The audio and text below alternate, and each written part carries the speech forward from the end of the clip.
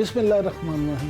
ناظرین، programme view point کے ساتھ میں ہوں عمران یعقوب خان اور کراچی سے میرے ساتھ موجود ہیں ظفر ہلالی صاحب۔ ناظرین، پی ڈی ایم احتجاجی میدان میں حکومت سے ٹکرانے کے بعد انتخابی میدان میں حکومت کو بھرپور ٹف ٹائم دے رہی ہے اور جوڑ توڑ کی سیاست کا بھرپور استعمال بھی ہو رہا ہے، جس کا پہلا نتیجہ تو آپ نے نوشہرہ کے ضمنی انتخاب میں حکومتی امیدوار کی شکست کی صورت میں دیکھ ہی لیا۔ اب خبریں یہ آ رہی ہیں کہ پی ڈی ایم کے بڑوں نے سینٹ میں بھی حکومت کو چاروں شانے چت کرنے کے لیے حکمت عملی تیار کر لی ہے۔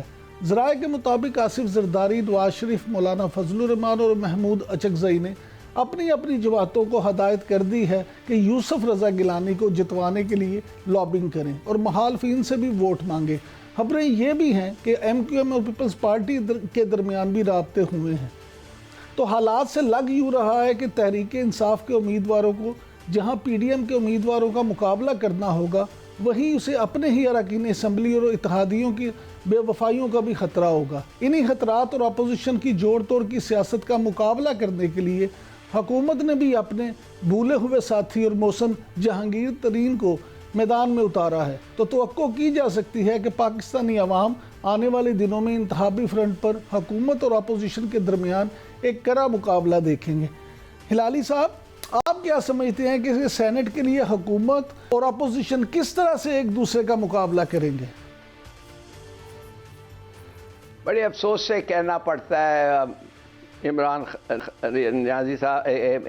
ریاض صاحب، یعقوب صاحب، کہ میں پہلے جو کہتا تھا کہ کسی سوال ہی نہیں پیدا ہوتا ہے کہ گیلانی صاحب جیتیں، اب مجھے ایسا لگ رہا ہے کہ کوئی ڈیل ہو گیا ہے، اور وہ ڈیل یہ ہے کہ اب تو پی ڈی ایم کا جو پورا جلسہ ولسہ پروگرام تھا یہ تو پھس ہو گیا ہے، اور لانگ مارچ بھی آپ دیکھیں گے وہ بھی کامیاب نہیں ہوگا، مگر اس کے جگہ میں شاید کیا میرے خیال میں اب لگتا ہے کہ آدھا پکا ہی ہو گیا ہے کہ جیلانی صاحب جو ہیں، یوسف رضا جیلانی صاحب جو ہیں، وہ شاید الیکٹ ہو جائیں، یوسف رضا گیلانی کو، اور اس کے یوسف رضا گیلانی الیکٹ ہو جائیں، جی ہاں۔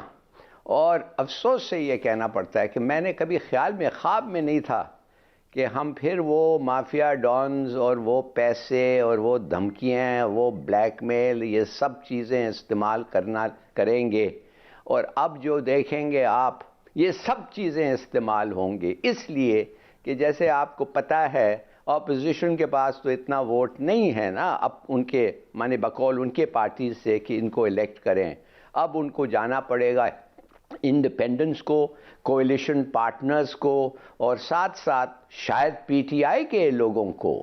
تو آپ اب سوچئے کیا کیا لوٹ مار، کیا کیا نہیں ہوگا۔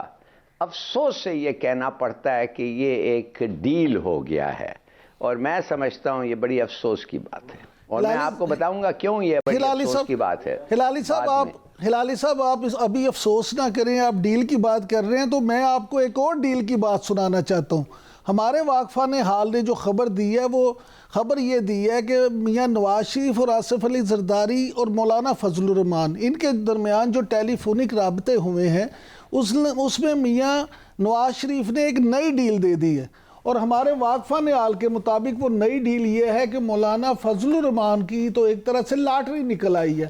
میاں نواز شریف نے سابق صدر آصف علی زرداری سے یہ کہا ہے کہ اگر آپ ان ہاؤس ڈیلی لا سکتے ہیں تو اس میں مولانا فضل الرحمان کو ایڈجسٹ کرنے کے لیے بطور پی ڈی ایم کے سربراہ کے ہم یہ بھی کر سکتے ہیں، یعنی مسلم لیگ نون یہ بھی کر سکتی ہے کہ ان کو لاہور کے اپنے کسی سیکیور حلقے سے ضمنی الیکشن لڑوایا جائے، اپنے کسی ممبر قومی اسمبلی سے ریزائن کروا کے، اور ان کو پھر آپ وہاں سے منتخب کروائیں اور ان کو پی ڈی ایم کے مشترکہ امیدوار برائے وزیر اعظم کے لیے آپ اسمبلی میں لے جائیں۔ تو اس طرح ہمارے واقفان حال کے مطابق میاں نواز شریف نے یہ جو نئی ڈیل دی ہے، اس میں انہوں نے آصف زرداری کو بھی ایک طرح سے مشکل میں ڈال دیا ہے، اور مولانا فضل الرحمان کو بھی اپنے ساتھ اس طرح سے نتھی کر لیا ہے کہ کل کو جیسے ہی کسی تحریک میں یا کسی بات میں بھی ان کو ضرورت ہو تو ان کے پاس مولانا کی بھی سٹریٹ پاور جو ہو وہ موجود ہو۔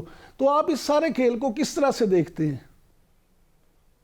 ہاں یہ بھی ہو سکتا ہے، کچھ بھی ہو سکتا ہے. جیسے میں نے آپ کو پہلے کہا، پیسے، دھمکیاں، بلیک میل اور ہر قسم کی سازش جو ہے اب واپس آ گئی ہے پاکستان کو. ہم سوچ رہے تھے کہ یہ سیدھا سادہ الیکشن ہوگا، ہم سوچ رہے تھے، سوچ نہیں رہے تھے، ہمارا خواب تھا کہ یہ پیسے نہیں چلیں گے، نمبرز کاؤنٹ کریں گے. مگر اب اوپن ووٹنگ بھی میرے خیال میں ختم ہو گیا اور اس قسم کے ڈیلز بھی آ گئے ہیں، اور لگتا ہے ایسا ہے کہ ان کو اجازت مل گئی ہے. اب میں نہیں کہوں گا کس سے، مگر لگتا ہے ایسا ہے کہ everything is now fair in love and وار.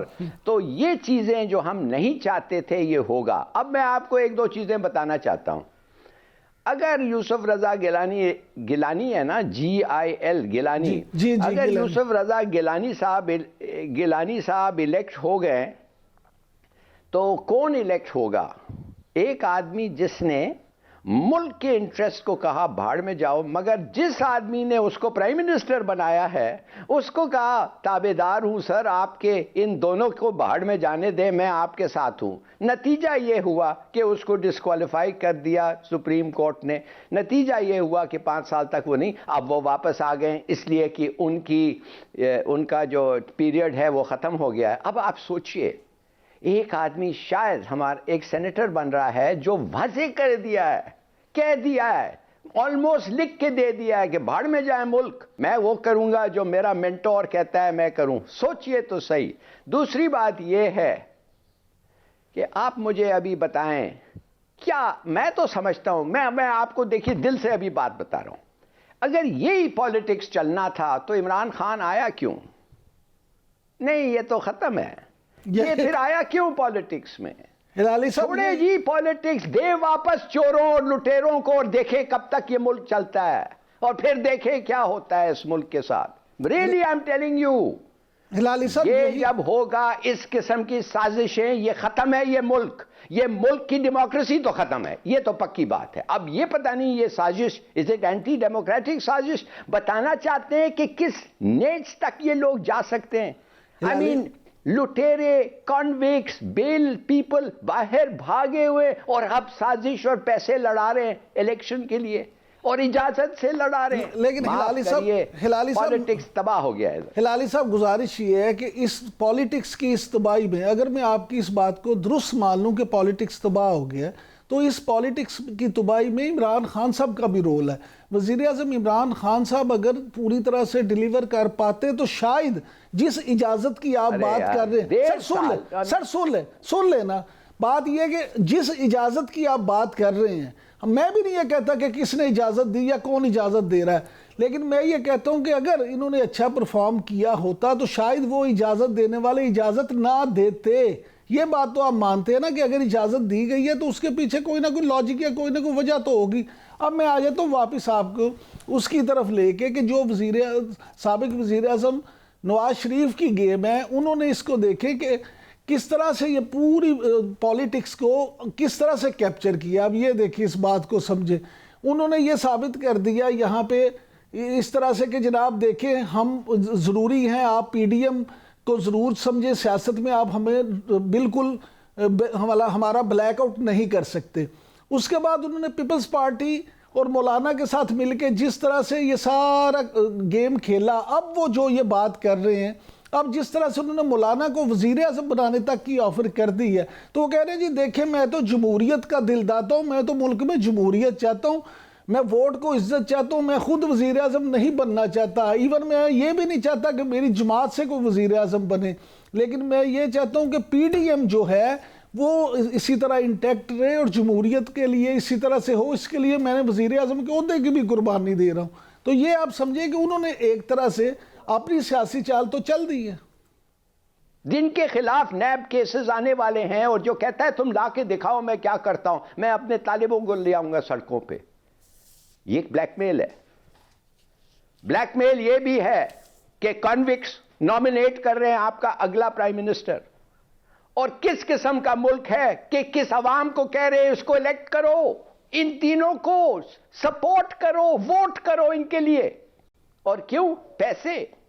جو لوٹا ہوا پیسے ہے وہ استعمال ہوگا. اور ہو اس وقت آپ سمجھتے ہیں ان کے پاس اتنے ممبرز ہیں الیکٹ کرنے کے لیے ایک سینیٹر کو؟ ایم کیو ایم کو پکڑیں گے، پکڑ لیا ہے انہوں نے. میں نے اس دن کہا تھا آپ کو کہ ایم کیو ایم والے وہی گاڑیوں سے نکل رہے تھے پہلے 2018 کے الیکشنز میں جدھر پی پی پی کی گاڑیوں سے اترتے تھے. مفت تو نہیں گئے تھے ان کو ووٹ کرنے کے لیے. اور یہی ہو رہا ہے پھر، اور یہ پھر یہی ہوگا. یہ تو پی ٹی آئی کے اندر جائیں گے. یہ جو نوشہرہ کا یہ ہوا ہے یہ تو اس لیے ہوا ہے کہ یہ لڑائی ہو گئی ہے کچھ، مگر یہ جو لوگ ہیں یہ لڑائی کروائیں گے اور پھر یہ اندر جائیں گے پیسے کے ساتھ.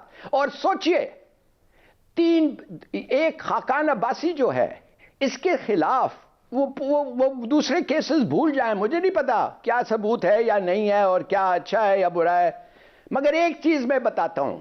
انہوں نے ایک چیز کیا جس کا میرے لیے کوئی بہانہ نہیں ہے، اور وہ یہ ہے جب پاکستان کی ٹیکس کلیکشن اتنا کم ہے کہ آئی ایم ایف کہتا ہے ہم تم لوگوں کو دیں گے ہی نہیں پیسے اس لیے کہ تم لوگ ٹیکس نہیں کلیکٹتے ہو اور لوگوں کو تمہیں لوٹنے دے رہے ہو. اس وقت اس لیے کہ ان کی گورنمنٹ جاری تھی اور ان کو پتا ہے کہ کبھی وہ الیکٹ نہیں ہوتے. 2018 میں 5 لاکھ ٹیکس پیئر کو ٹیکس سے نکال دیا، تحفہ دیا اگلے گورنمنٹ کو. اینڈ یو میڈ شیور، پکا کیا کہ وہ گورنمنٹ اتنا ٹیکس پہ نہیں کلیکٹ کر سکے گی. دیکھیے اس قسم کے الزامات ہیں میرے دل میں اور دماغ میں ان کے خلاف، اور آپ سمجھتے ہیں کہ میں خوش ہوں گا؟ آپ سمجھتے ہیں میں کبھی بھی جو لوگوں نے اس قسم کی حرکتیں ہونے دے رہے ہیں اس کے ساتھ دے سکتا ہوں میں؟ I'm sorry, I can't. Hilali صاحب very sorry.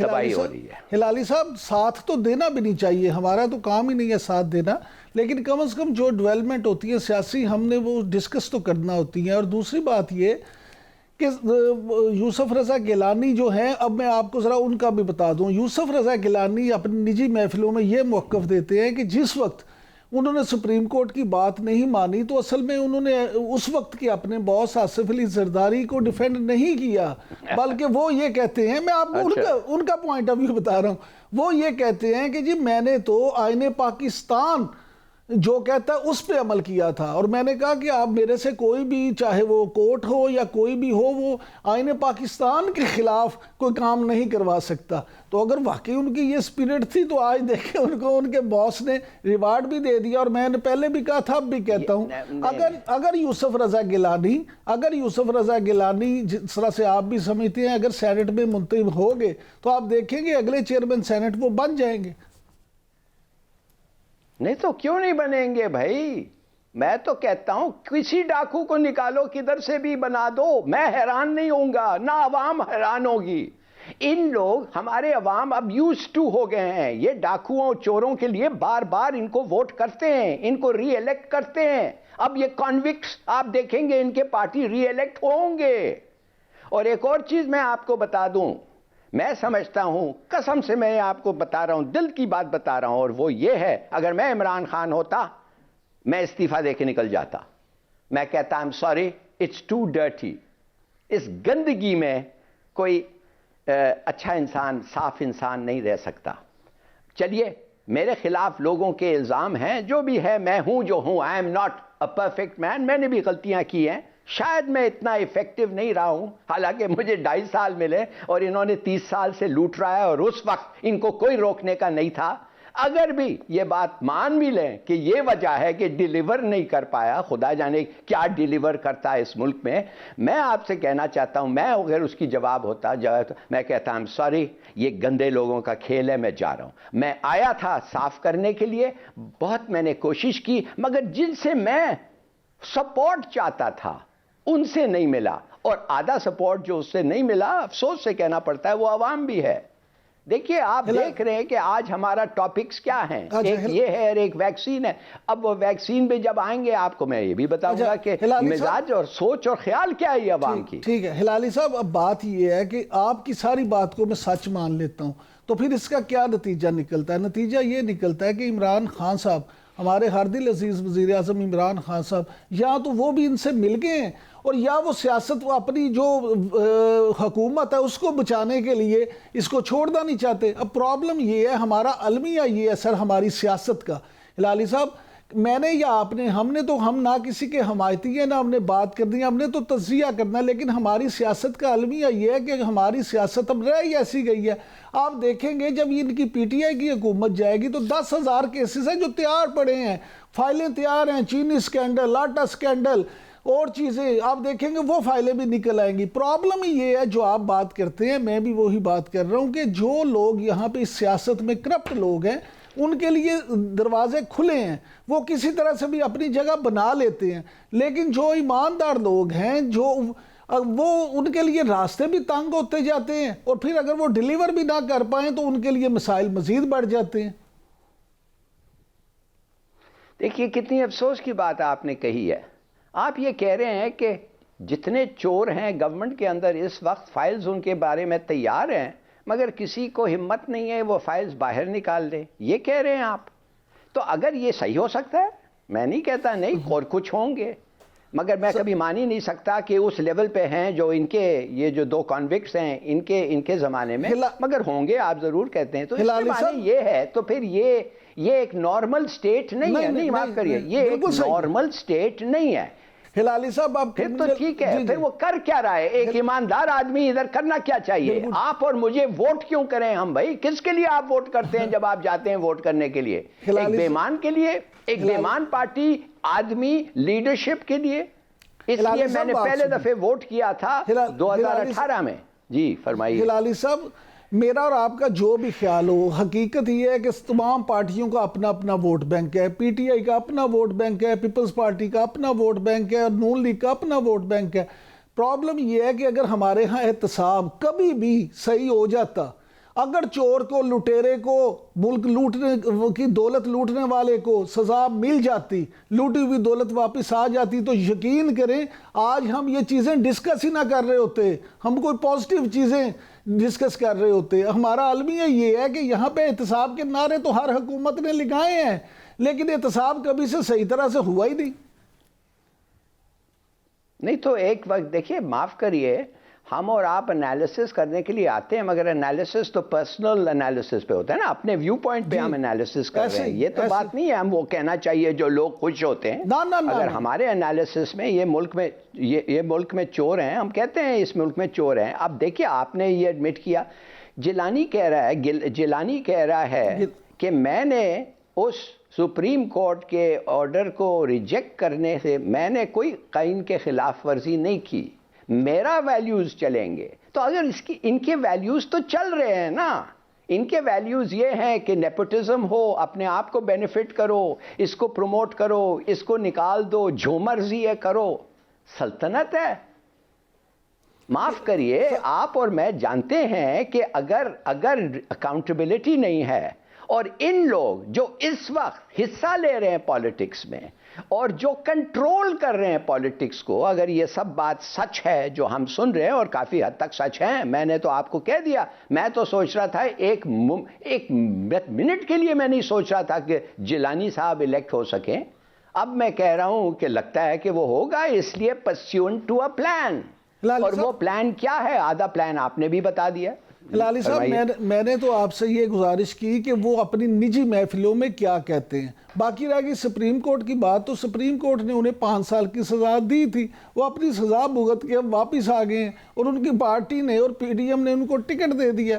اب یہ پارٹیاں جو جب اپنے لوگوں کو ٹکٹ دیتی ہیں, میں پھر وہی بات کرتا ہوں, اگر احتساب صحیح ہوا ہوتا تو ان میں سے شاید مور دین 80% لوگ ٹکٹ ہی نہ لے پاتے, مور دین 80% لوگ اسمبلیوں میں سینٹ میں آ ہی نہ پاتے.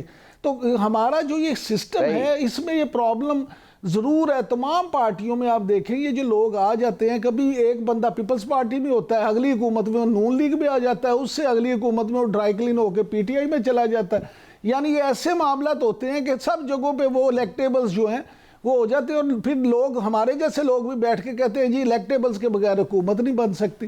تو یہ المیہ تو ہے ہماری سیاست کا, یہ تو آپ کو ماننا پڑے گا. یس, بالکل صحیح کہہ رہے ہیں آپ, المیہ ہے جو ہم چینج کرنا چاہتے ہیں, مگر لگتا یہ ہے کہ جس طریقے سے ہم سپورٹرز ڈھونڈ رہے تھے کہ چینج ہوگا, وہ ہے ہی نہیں ادھر. ہماری غلط اسیسمنٹ تھی. کچھ لوگ ایسے ہیں جو چاہتے ہیں کہ اسی طریقے سے چلیں، اور اسی طریقے سے ملک چل نہیں رہا ہے. چلے ہلالی صاحب، 8 ملین لوگ ہیں اس وقت جو سندھ میں، ان بچے ہیں جو اسکول نہیں ہیں، جو اسکول سے باہر ہیں. 8.7 ملین. 12,000 اسکول ہیں جس میں ٹیچرز نہیں ہیں، اور 20 سال یہ حکومت کر پائے ہیں. یہ میں آپ کو بتانا چاہتا ہوں کب تک یہ برداشت ہو سکتا ہے.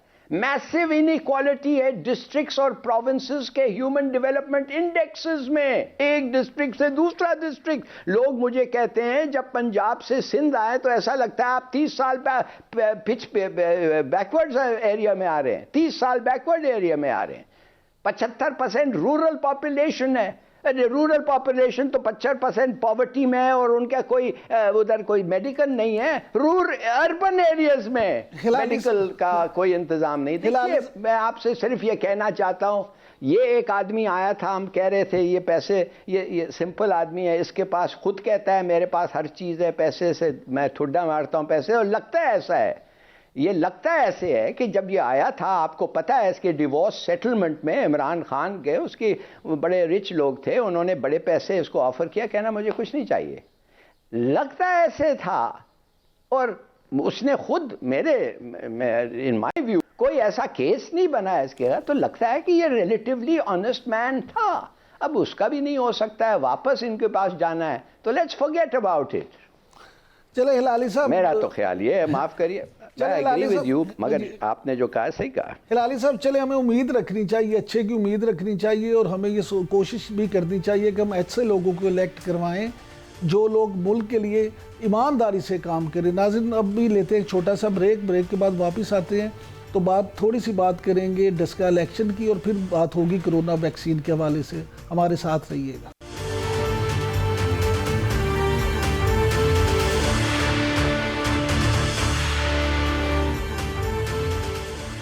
NA-75 ڈسکا کا الیکشن یوں لگتا ہے جیسے حکومت اور اپوزیشن دونوں کے لیے پوائنٹ آف نو ریٹرن بنتا جا رہا ہے. دونوں جماعتیں عوام کو اپنا اپنا موقف زور و شور سے پیش کرتی ہوئی نظر آتی ہیں.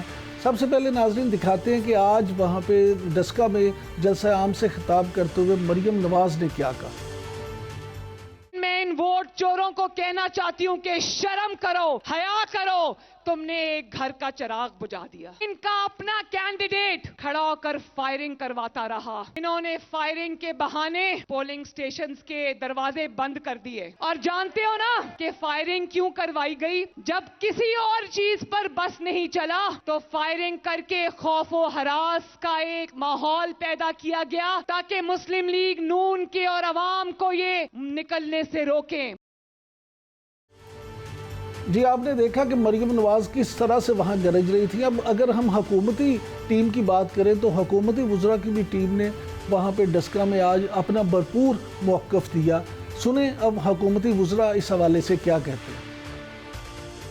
یہ الیکشن جو تھا جس کو جعلی راجکماری نے جنگ کا نام دیا تھا، اس کے کارندوں نے اس الیکشن کو خون آلودہ کرنے کی سازش کی. ہر طرح سے عوام کو اذیت میں مبتلا کرنے والے ٹولے کے سرگنا جو ہے ان کی پشت پناہی نون لیگ جس طرح سے کرتی رہی ہے، آج بھی اس نے ایک عکاسی کی، اس سوچ کی، اس عمل کی جس کی اہلیان ڈسکا مذمت کرتے ہیں. حلقے کے لیے اہم ہے کہ اس کی نمائندگی کو روکا نہ جائے. علی اسجد ملی یہاں سے واضح طور کے اوپر الیکشن جیت چکے ہیں اور ان کا نوٹیفیکیشن کیا جانا از حد اہم. آپ نے حکومتی موقف بھی سن لیا تو جی ہلالی صاحب آپ نے دونوں موقف سن رہے. یہ ڈسکا میں آخر کیا ہو رہا ہے؟ یہ الیکشن سے لگتا ہے کوئی چیز بڑھ کے کہیں یہ سیاسی عمل جو ہے کہیں ایک نئے تصادم کی طرف تو نہیں جا رہا؟ نہیں، میں تو حیران ہوں کہ آپ وہ سنا رہے ہیں ہمیں جو مختلف پارٹیز کیا کہہ رہے ہیں. مہربانی سے وہ سنائیں جو الیکشن کمیشن کیا کہہ رہا ہے. الیکشن کمیشن نے کیا کہا ہے، اس کی ذمہ داری ہے. کس لیے ہم ان کی باتیں سن رہے ہیں؟ ظاہر ہے یہ وہ کہیں گے جو پہلے سے کہہ رہے ہیں کہ چوری ہو گیا، دوسرا کہتا ہے ہم جیت گئے. تو آپ مہربانی سے بتائیں کہ الیکشن کمیشن جس کو ہم پیسے دیتے ہیں، جو اتنا بڑا ادارہ ہے، جو اتنا قانون ہے، سب اختیار ہے ان کے پاس، سب کو سمن کر کے کہہ سکتے ہیں۔ وہ کدھر ہے وہ 20 لوگ جن کو وہ پکڑنا تھا، جو میں نے کل کہا تھا آپ کو، پکڑیں ان کو انٹروگیٹ کریں، ریکارڈ کریں۔ ہلالی صاحب ایک عجیب سی جو یہاں پہ کنفیوژن ہو گئی ہے کہ دیکھیں مختلف جو پریزائڈنگ افسر ہیں ان کے بھی مختلف طرح کے موقف جو ہیں سوشل میڈیا پہ اس وقت آ رہے ہیں سامنے۔ اب بات یہ ہے کہ الیکشن کمیشن نے تو منگل تک کا کہا ہے کہ منگل کو وہ اپنا موقف دیں گے، پریس ریلیز میں انہوں نے اپنی مشکلات تو ساری بتا دی تھی، لیکن جو سوشل میڈیا کے ذریعے سے اور مختلف ذرائع سے سٹوریز سامنے آ رہی ہیں، باتیں سامنے آ رہی ہیں، وہ کوئی اتنی خوش آئند نہیں ہیں۔ مثلاً یہ میں نے آپ کو جیسے بتایا کہ مثلاً کیا؟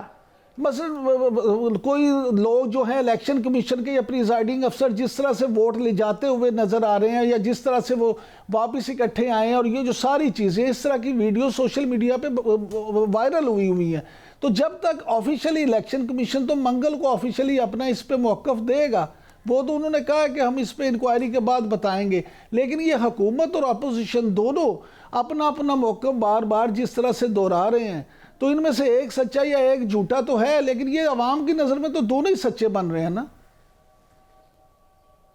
اس کے معنی عوام کے نظر میں آپ بہتر یہ کہتے ہیں کہ دونوں جھوٹے ہیں، اس لیے عوام کے نظر میں دونوں جھوٹے ہیں۔ اور تیسری بات یہ ہے کہ ان کو ایک پابندی لگا دینا چاہیے تھا کہ ہم انویسٹیگیٹ کر رہے ہیں، الیکشن کمیشن یہ ایک قسم کی جوڈیشل باڈی بن گئی ہے، ہم انویسٹیگیٹ کر رہے ہیں، اور آپ اگر اس انویسٹیگیشن کو انفلوئنس کریں گے تو یہ کنٹیمپٹ ہوگا اور وہ الگ سزا ملے گا آپ کو، اور چپ کریں، جیسے کورٹس ہمیں کہتے ہیں کیس انڈر ریویو ہے، آپ ڈسکس نہیں کر سکتے۔ یہ کیوں نہیں کرتے ہیں؟ یہ کیمراز کیوں بھاگتے ہیں؟ مجھے تو معاف کریے، یہ میڈیا کا بھی ایک بڑا رول ہے، بہت بڑا رول ہے میڈیا کا، اور معاف کریے میڈیا کے خلاف جو ایکیوزیشنز آ رہے ہیں، ایک دن سب کو اس کو نوٹس لینا پڑے گا۔ کیوں ایک کیمرہ کس طریقے سے ایک پکچر لے رہا ہے؟ ہلالی صاحب آپ بالکل ٹھیک، لیکن مجھے یوں لگتا ہے کہ حکومت اور پی ڈی ایم دونوں، اور خاص طور پہ مسلم لیگ نون، ڈسکا کو اب اپنی اگلی جنگ کی تیاری کے لیے میدان بنا رہے ہیں۔ دیکھیں وہ ہو کیا رہا ہے، پی ڈی ایم کچھ جلسوں کی وجہ سے تھوڑا سا بیک گراؤنڈ میں چلے گئے تھے، اب ان کو یہ موقع مل گیا مسلم لیگ نون کو کہ اس بنا پہ اپنی سیاست کو چمکا سکیں، اور اسی طرح سے حکومت کو بھی یہ موقع ملا ہے کہ وہ یہاں پہ عوام کے سامنے اپنا ایک نیا موقف دے۔ تو مجھے یوں لگتا ہے کہ دونوں ہی، حکومت بھی اور مسلم لیگ نون بھی، دونوں ہی اپنا اپنا سیاسی چورن بیچ رہی ہیں اور عوام کے سامنے اپنی اگلے محاذ کی تیاری کر رہے ہیں۔ نہیں، میرا خیال ایک چیز یہ ہے عمران صاحب، سیدھی سادی بات یہ ہے کہ یہ الیکشن جو نون کا کینڈیڈیٹ تھا وہ 40 یا 50 ہزار ووٹ سے جیتا تھا 2018 میں۔ اب اگر یہ اتنا ہی سے جیت رہا تھا یا اس سے تھوڑا کم، تو میرے خیال میں اس قسم کی ایکسٹینٹ دھاندلی کا مناسب کی نہیں، میں کہتا ہوں it would not have been possible. جیسے کہتے ہیں نا 19 18 20 کر سکتے ہیں، 17 20 کر سکتے ہیں، چلو پاکستان میں 15 20 کر سکتے ہیں، مگر 10 اور 40 میں بہت بڑا فرق ہے، وہ نہیں کر سکتے۔ اگر وہ آپ کریں گے تو وہ ووٹ سٹفنگ اور وہ بیلٹ سٹفنگ وہ ہوگا جو 2000 جب نواز شریف پرائم منسٹر بنا 2003 میں، میرے خیال میں اس وقت ہم لوگ نوٹس کر رہے تھے کہ کیا ہو رہا تھا۔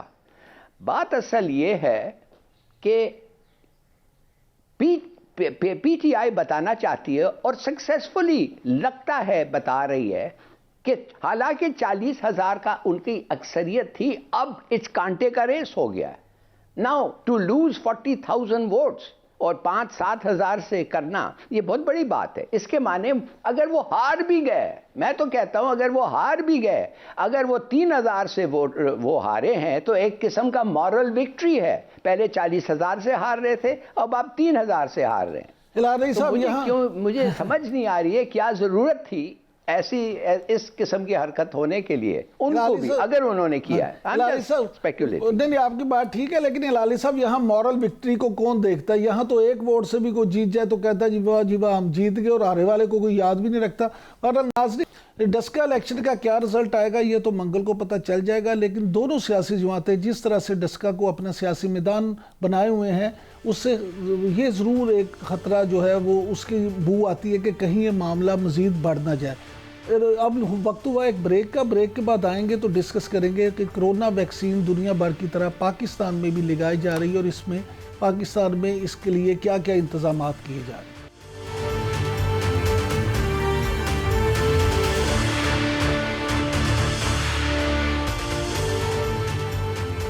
دنیا بھر کی طرح پاکستان میں بھی کرونا ویکسین لگانے کا سلسلہ جاری ہے، جس سے امید پیدا ہوئی ہے کہ پہلے مرحلے میں کم از کم کرونا کے خلاف محاذ پر لڑنے والا طبی عملہ اس بیماری سے محفوظ ہو کر بہتر انداز میں اپنے فرائض سر انجام دے گا۔ لیکن مختلف وجوہات کی بنا پر نہ صرف طبی عملے کو ویکسین لگانے کا عمل سست روی کا شکار ہے، بلکہ پاکستانی عوام کی ایک بڑی تعداد ویکسین کے حوالے سے شکوک و شبہات کا شکار بھی ہے۔ گیلپ کے ایک تازہ ترین سروے کے مطابق کرونا وائرس کو غیر ملکی سازش سمجھنے والے 1% پاکستانی ویکسین لگوانے کے لیے راضی نہیں ہیں۔ یہ شرح پچھلے ماہ 49% تھی۔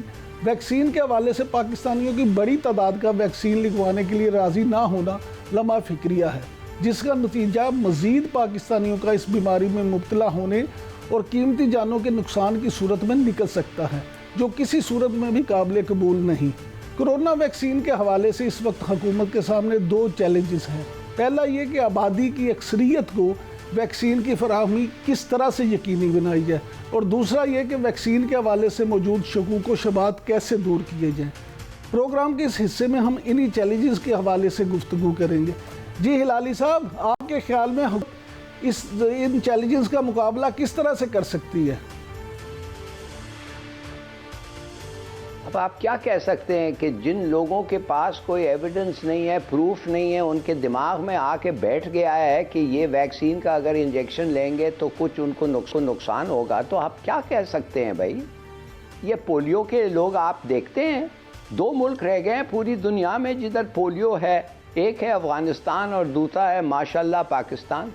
اس لیے اتنے اگنورنٹ لوگ ہیں، اتنے بیکورڈ ہیں، اتنے کیا میں آپ کو بتا سکتا ہوں، اتنے ریموٹلی انسین ہے کہ یہ سمجھتے ہیں کہ یہ ویکسین سے آدمی کا خطرہ۔ تو اب کیا کر سکتے ہیں؟ اب پولیو کا ٹھیک ہے، پولیو ایسا نہیں پھیلتا ہے جیسا کورونا پھیلتا ہے، تو چلے you have to put up with it, اور لوگ مارے گئے ہیں، لوگ شہید ہوئے ہیں ان پارٹیز کو پروٹیکٹ کرتے ہوئے، اور ویکسینیٹرز عورتیں، بڑے بہادر عورتیں، وہ بھی مارے گئے ہیں اس لیے کہ وہ کہتے ہیں کہ اگر یہ ویکسین لیں تو ہمارا پتہ نہیں کیا ہو جائے گا، یہ وہ۔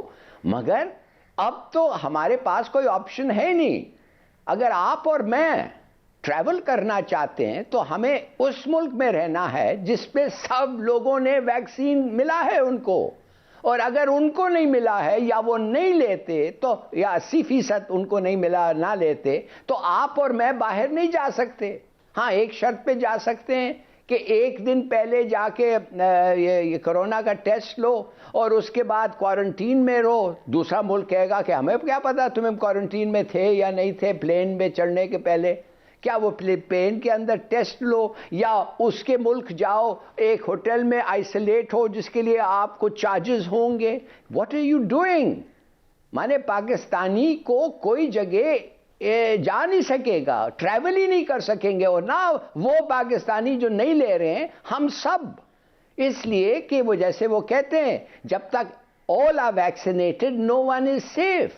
ہلالی صاحب، آپ تو کے لیے کوئی ایک پروگرام بنائے۔ ہلالی صاحب، آپ تو عام عوام کی بات کرتے ہیں نا، میں آپ سے عرض کروں، ویسے تو BBC نے بھی اس پہ ایک رپورٹ کی تھی، لیکن میری خود مختلف ڈاکٹروں سے بات ہوئی، اور ان ڈاکٹروں سے جن کو 30 سال ہو گئے ہیں، پروفیسر لیول کے ڈاکٹرز ہیں پاکستان میں، ان ڈاکٹرز کا یہ حال ہے کہ ان کو اس ویکسین کے حوالے سے بڑے شکوک و شبہات ہیں۔ وہ اس بات پہ تذبذب کا شکار ہیں کہ ہمیں یہ ویکسین لینی چاہیے یا نہیں۔ بات یہ ہے، جب آپ کے ڈاکٹرز طبی عملہ اس طرح کی سوچ رکھے گا تو پھر آپ عوام کو کیا کہہ سکتے ہیں؟ اسی طرح سے دوسرا میں سمجھتا ہوں کہ حکومت جو ہے اس کو بھی یہ چاہیے، دیکھیں پہلے انہوں نے کہا کہ جی ہم پہلے سب سے طبی عملے کو ویکسین لگائیں گے، اس کے بعد 60 سال سے اوپر والے لوگوں کو، لیکن حکومت کو یہ بھی چاہیے تھا کہ لوگوں کو موٹیویٹ کرنے کے لیے خود وزراء اس میں پہل کرتے، سب سے پہلے لگواتے، وہ سکرینز پہ سوشل میڈیا پہ ان کو ہائی لائٹ کرواتے تاکہ لوگوں میں ایک موٹیویشن ہوتی کہ جناب دیکھیں حکومت خود اس عمل میں کس طرح سے حصہ لے رہی ہے۔ تو آپ نہیں سمجھتے کہ تھوڑا سا انیشیٹو اس معاملے میں ضرور اس طرح کا لینا چاہیے تاکہ لوگ موٹیویٹ ہوں؟ تھوڑا نہیں، بہت، بالکل صحیح کہہ رہے ہیں آپ۔ جو ویکسین اس ملک میں آتا ہے آپ کیبنٹ کو ڈیوائیڈ کریں، شروع سے پریزیڈنٹ سے لے کے پریزیڈنٹ سے شروع کریں، کیبنٹ ممبر تک ڈیوائیڈ کریں کہ آپ 4 اس ویکسین کے لیں، اس ویکسین کے لیں۔ دیکھیے آپ نے لٹریچر پڑھا ہوا ہے، آپ کے پاس سب ریسرچ کے ریزلٹس ہیں اور بہت بہت لو رسک ہے۔ ہلالی صاحب یہ تو ہو گئی نا پاکستان کی بات، اب پاکستان کو آپ ایک طرف رکھ دیں، آپ کو حیرت ہوگی کہ پوری دنیا میں ایون امریکہ میں بھی اس وقت اینٹی ویکسز کے نام سے مختلف گروپس ہیں جو لوگوں کو منع کرتے ہیں، جو کہتے ہیں کہ یہ کرونا جو ہے اس کی ویکسین آپ نہ لگوائیں، اس کا فائدہ نہیں ہے، اس کا نقصان ہے۔ تو یہ ساری چیزیں آپ دیکھیں کہ پوری دنیا میں بھی اس طرح سے یہ ایک اس وقت بحث چلی ہوئی ہے۔ بالکل صحیح کہہ رہے ہیں آپ، کیا کریں بھائی، مگر سب لوگ تو لے رہے ہیں نا۔ حالانکہ یہ بحث چلی ہوئی ہے کسی اور ملک میں، آپ یہ نہیں دیکھ رہے ہیں کہ ہول پروگرام کو روک دیا ہے اس لیے کہ کچھ ایسے گروپس ہیں جو یہ سمجھتے ہیں اور ایسے سوچتے ہیں۔ انہوں نے فیصلہ کیا ہے، جنرل کنسنسس، اوورویلمنگ کنسنسس یہ ہے کہ یہ ویکسین سیف ہے۔ اوورویلمنگ کنسنسس یہ ہے کہ اگر بھی آپ کو بیماری ہو تو وہ بیماری اتنی ہوتی ہے جو آپ کو ہسپتال نہیں جانا ہوتا ہے، آپ گھر پہ ٹریٹ ہو سکتے ہیں، اور خدا نہ خواستہ اگر ہسپتال بھی جانا ہو تو آپ کو آئی سی یو میں نہیں جانا پڑتا ہے، وینٹیلیٹر پہ نہیں جانا چاہیے۔ دس از دا ریسرچ۔ اب مانیں اور آگے بڑھیں، آپ ہر ایکسٹریمسٹ کے لیے آپ ان کو کیٹر کبھی نہیں کر سکتے۔ وہ تو کہتے ہیں یہ اسلام کے خلاف ہے۔ پھر آپ نے دیکھ لیا ہے۔ آپ مجھے بتائیں پاپولیشن کنٹرول پروگرامز، جدھر ملاکریسی ہے، جدھر ملا حکومت کرتے ہیں، ایران میں سب سے زیادہ پاپولیشن پلاننگ ادھر ہو رہی ہے اور بہت سکسیسفلی ہو رہی ہے ادھر۔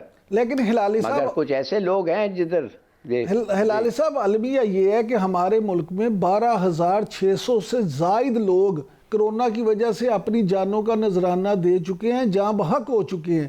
اس کے باوجود جن لوگوں کا سروے ہوا ہے ان میں سے 51% لوگ اگر اس کو بیرونی سازش مانتے ہیں تو میں سمجھتا ہوں کہ اب بھی کچھ نہیں بگڑا۔ اب بھی حکومت کو چاہیے کہ اس کو انیشیٹو لے اور اس طرح سے لوگوں کو اس کی طرف موٹیویٹ کرے کہ میکسیمم جس سے لوگ جو ہیں اس کی طرف مائل ہوں۔ اگرچہ ہم نے ابھی تو منگوا بھی پورے آبادی کے لیے تو ویکسین آ بھی نہیں رہی، تو کم از کم جتنی ویکسین آ رہی ہے اس میں لوگ جو ہے رجسٹریشن کروائیں۔ یہاں میں آپ کے ساتھ ایک اور بات شیئر کروں، میں یہاں نام لیے بغیر بتا دوں گا کہ ایک ایسا ادارہ ہے جو یہ رجسٹریشن کر رہے ہیں، اس کے سربراہ سے میری بات ہوئی اور میں نے ان سے پوچھا کہ آپ کے پاس رجسٹریشن جو کروا رہے ہیں تو وہ بتائیں۔ میں نے ان سے پوچھا کہ وزراء نے بھی رجسٹریشن کروائی ہے، کتنے بیوروکریٹس نے رجسٹریشن کروائی ہے؟ تو آپ کو حیرت ہوگی لالی صاحب کہ ہمارے وزراء جو ہیں ان میں سے نہ ہونے کے برابر وہ لوگ ہیں جو ویکسین کے لیے رجسٹرڈ ہی ہوئے ہیں، ویکسین کروانا تو دور کی بات ہے، اور بیوروکریٹس بھی بہت کم۔ ہاں تو جدھر دوسری بیوروکریٹس کو چھوڑیں، وہ دوسرے بھی جو ہیں وہ تو ہیں بے علم۔ آپ نے ان کی حرکتیں دیکھ لی ہیں اور 70 سال میں جو حالت ہے ملک کی، ان کے ٹھیک ہے لالی صاحب کا کنٹریبیوشن ہے۔ ٹھیک ہے لالی صاحب، اب وقت ختم ہو گیا، لیکن ہم امید کریں گے کہ ویکسین جو ہے اس سے لوگ زیادہ سے زیادہ مستفید ہوں اور اللہ کرے اس ویکسین کے نتائج بھی وہ آئیں کہ لوگ اس بیماری سے محفوظ رہ سکیں۔ ہمارا آج کا پروگرام آپ کو کیسا لگا، اس کا فیڈ بیک ضرور دیجیے گا۔ اب آپ سے اگلے ہفتے ملاقات ہوگی، تب تک کے لیے اللہ حافظ۔